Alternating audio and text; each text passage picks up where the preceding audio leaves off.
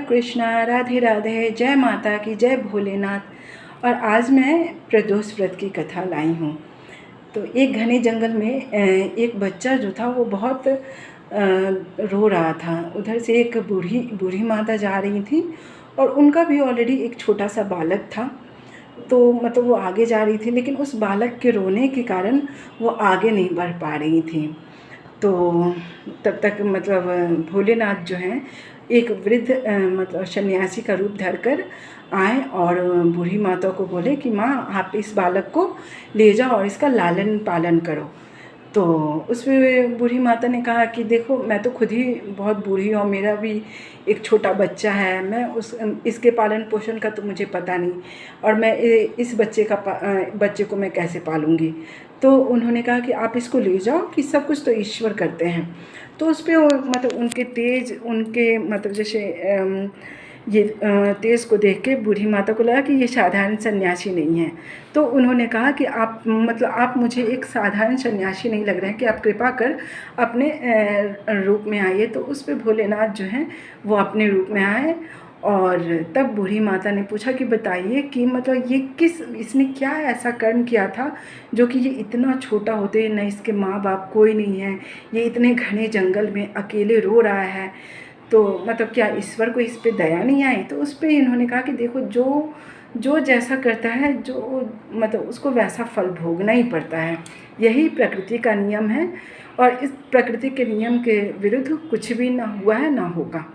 तो उस पर उन्होंने कहा कि मुझे लगता है कि जब मतलब कि मैं जानना चाहती हूँ कि ये किस दुख के कारण जो है इतना कष्ट भोग रहा है।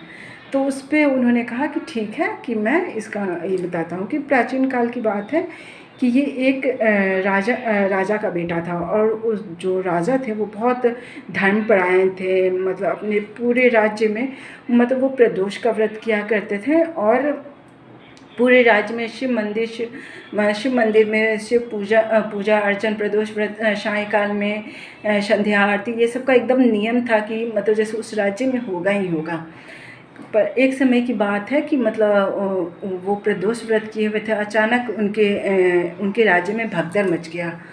तो भगदड़ मच गया तो उन्होंने मतलब जो जिनके कारण भगदड़ मचा था उनको मतलब राजा रुष्ट होकर, क्योंकि वो पूजा कर रहे थे और पूजा से अचानक वो उठ गए। और जब उन्हें पता चला कि उनके मंत्रियों ने ही भगदड़ मचाया है, तो उस पर वो रुष्ट हो गए और रुष्ट होकर उन्हें फांसी की सज़ा दे दी। और अपना वो व्रत जो था उसको उन्होंने पूरा भी नहीं किया। और उनकी जो मतलब वाइफ थी, वो जो सौतन होती है ना, उसको उन्होंने मार दिया था। तो और उनके जो दोनों बच्चे थे वो मतलब कभी भी मतलब एक ब्राह्मण होते हुए भी कभी भी कोई ब्राह्मण का काम नहीं किए थे, जैसे पूजन अर्चन ये सब उन्होंने कभी नहीं किया था। इस कारण जो इस जन्म में हुआ कि राजा को दूसरे देश के मतलब जैसे दूसरे देश के राजा ने उन्हें मार दिया। और रानी जो है रातों रात इनको अपने बालक को लेकर भाग आई और जिसके कारण और वो एक सुबह मतलब नदी से पानी भरने गए, जिसके कारण घड़ियाल उन्हें खा लिया, क्योंकि उन्होंने अपनी सौतन को मार दिया था। तो इस जन्म में उन्हें घड़ियाल ने खा लिया। और ये जो बालक है, ये ब्राह्मण होते हुए भी कभी कुछ पूजा पाठ ये सब कुछ नहीं किया था, जिसके कारण ये इतने घने जंगल में अकेले रो रहा है। तो उस पर उन्होंने कहा कि ठीक है, कि मतलब जैसे कि मैं इसका पालन पोषण, और वो मतलब जैसे वो बूढ़ी जो थी वो भी हमेशा शुरू से बस प्रदोष का व्रत किया करती थी। और इनके जो दोनों बालक थे, जो एक जंगल में मिला था और जो उनका खुद का अपना बालक था, ये तीनों मिलकर नियम से प्रदोष का व्रत रखने लगे। और प्रदोष व्रत के प्रभाव से हुआ ये कि एक बार मतलब जैसे ये लोग मतलब ये कहीं जा रहे थे, तो वहाँ की जो मतलब उस राज्य की जो राजकुमारी थी, वो नहाने के लिए मतलब सरोवर में आई थी। और ये जो जंगल में जो मिले थे बालक, उनको देखकर उन पे वो मोहित हो गई। फिर उन्होंने जाके अपने पिता को बताया कि ऐसी बात है कि मैं विवाह इस युवक से ही करूँगी, जिस पे मतलब जैसे जो राजा थे उनकी एक इकलौती ही औलाद थी। तो उस पर उन्होंने अपने सारे राजपाट को मतलब अपने दामाद और अपनी बेटी को देकर खुद वो मतलब वन को प्रस्थान कर गए तपस्या के लिए। और जो मतलब जैसे जो रानी जो उनकी माँ थी बूढ़ी, वो मतलब उनको मतलब वो क्या मतलब उनको वो सभी राज्य अपने मतलब ये राज्य में आ गए और मतलब राज्य का सुख भोगने लगे और प्रदोष व्रत के प्रभाव से अंत में स्वर्गलोक को प्राप्त कर मुक्ति को प्राप्त हुए। तो एक बार बोले श्री भोलेनाथ भगवान की जय। और दोस्तों देखिए आज ये इनका श्रृंगार है और आज मैंने पेड़े और ये खीर का भोग लगाया है। पेड़ा मेरे हस्बैंड आज मुक्तेश्वर गए थे तो वहाँ से लेकर आए हैं मुक्तेश्वर से। और इधर भी देखिए, इधर भी मैंने पेड़े का ही भोग लगाया है। और फ्रेंड्स 29 को देवशयनी एकादशी है, साथ ही उस दिन से ही चातुर्मास स्टार्ट होगा। और ये लगभग 23 नवंबर को चातुर्मास जो समाप्त होगा। और कहा जाता है कि चातुर्मास में विष्णु भगवान की मतलब बहुत ज़्यादा पूजा पाठ की जाती है।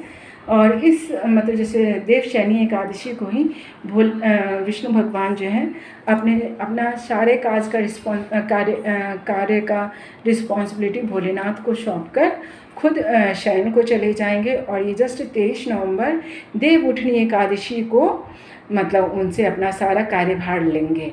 और कहा जाता है कि जब चातुर्मास स्टार्ट होता है उस वक्त जो है ना मतलब जैसे पूजा पाठ तो बहुत अति आवश्यक होता है, लेकिन इस चातुर्मास में कोई शुभ कार्य नहीं किए जाते हैं, जैसे शादी विवाह, गृह प्रवेश, मुंडन, ये सब जो है चातुर्मास में निषेध होता है। साथ में मतलब नॉनवेज में निषेध होता है। फिर दूध से रिलेटेड हरी शाक सब्जियां भी निषेध मानी जाती है, क्योंकि इस वक्त जो होता है बारिश का समय होता है और बारिश में बहुत तरह के कीटाणु वगैरह मतलब बढ़ जाते हैं। इस कारण जो है हरी सब्जियां, दूध, दही, फिर नॉनवेज ये सब जो है मना होता है।